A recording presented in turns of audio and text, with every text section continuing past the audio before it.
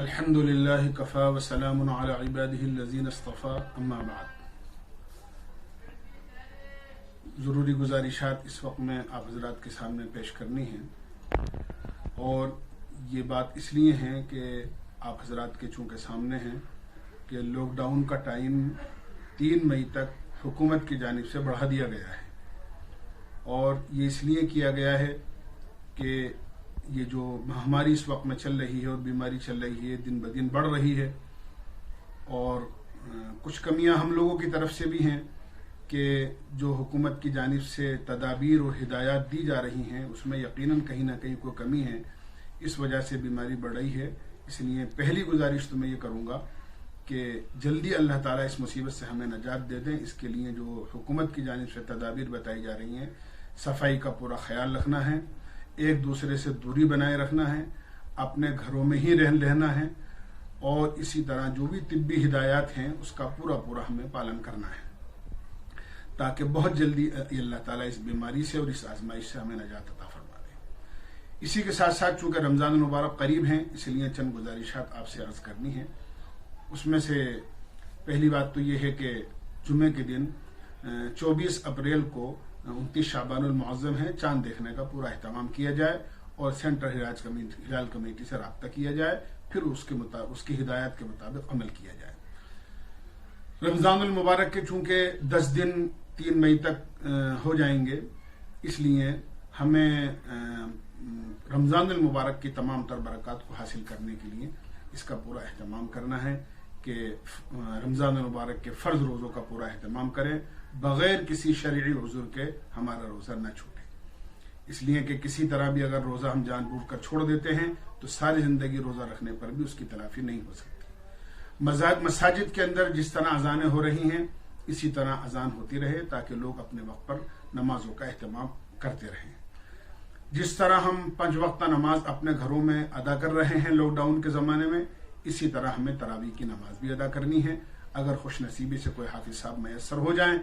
تو ان سے پورا قرآن گھر ہی کے اندر رہ کر بغیر بھیڑ جمع کیے ہوئے قانون کا پالن کرتے ہوئے ہمیں قرآن کریم کو سننے اور سنانے کا اہتمام کیا جائے، تاکہ قرآن کریم کی سنت بھی ادا ہو جائے۔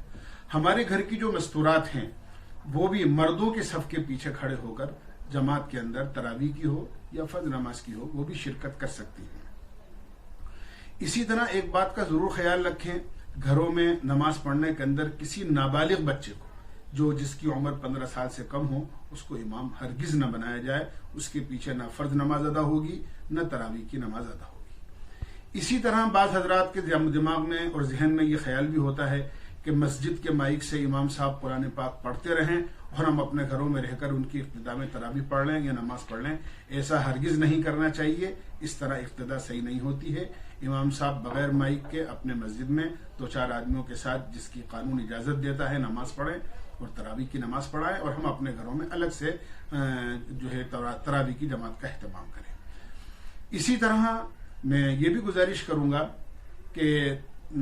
رمضان المبارک کا مہینہ چونکہ انتہائی برکتوں کا مہینہ ہے، اس لیے اس میں کوئی ہمارا لمحہ اور کوئی وقت ہمارا ضائع نہ ہو، اس لیے اس کو پورا وقت ہمیں اس میں کام میں لے کر آ رہے ہیں۔ ہمیں 5 وقت کا نمازوں کی اہتمام کرنا ہے، روزوں کا اہتمام کرنا ہے، تراویح کی نماز 20 رکعت پڑھنی ہے،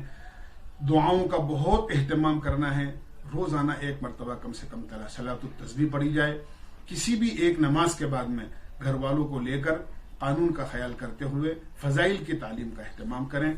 صبح و شام کی تسبیح 30 کلمہ ہے، درود شریف ہے، استغفار ہے، آیت کریمہ ہے، لا الہ الا انت سبحانک انی کنت من الظالمین، حسبنا اللہ ونعم الوکیل، اللہم استر عوراتنا وامن روعاتنا۔ یہ اس قسم کی دعائیں ہیں، ان کا پورا اہتمام کیا جائے۔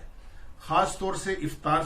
سے پہلے اور تہجد کے وقت میں دعائیں خاص طور سے قبول ہوتی ہیں، لہذا اس وقت میں خوب رو کر عاجزی کے ساتھ اللہ سے خوب دعائیں مانگی جائیں۔ ہماری مستورات بھی ان اعمال کا اہتمام کریں اپنے گھروں میں، اور مرد حضرات بھی ان اعمال کا پورا اہتمام کریں۔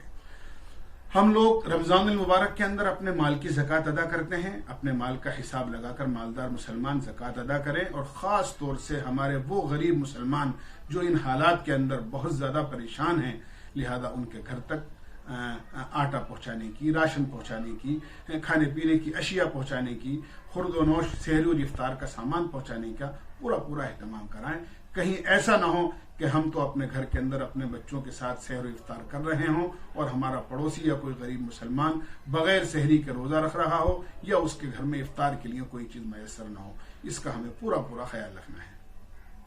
اسی طرح ایک گزارش یہ بھی ہے، مدارس دینیہ چونکہ دین کی حفاظت کے مضبوط قلعے ہیں اور ائمہ، حفاظ، علماء، مؤذنین، ائمہ اکرام مدارس ہی ہمیں دیتے ہیں، لہذا ہمیں خاص طور سے اس کا اہتمام کرنا ہے کہ سفار حضرات ہو سکتا ہے اس سال نہ آ سکیں لاک ڈاؤن کی وجہ سے اور سفر کی مجبوریوں کی وجہ سے، لہذا ان کی امداد جو حسب معمول ہم کرتے ہیں ان تک پہنچانے کا پورا اہتمام کیا جائے. پھر ایک گزارش یہ کروں گا کہ ائمہ حضرات اور مسجد کے خدام مؤذنین پورے سال مسجد کی خدمت کرتے ہیں اور الحمدللہ ہمارے انتظامیہ اور ذمہ دار حضرات ہمیشہ ان کی رمضان المبارک میں ایک خاصی خدمت کرتے ہیں. لہذا میں ان سے گزارش کروں گا کہ حسب معمول ائمہ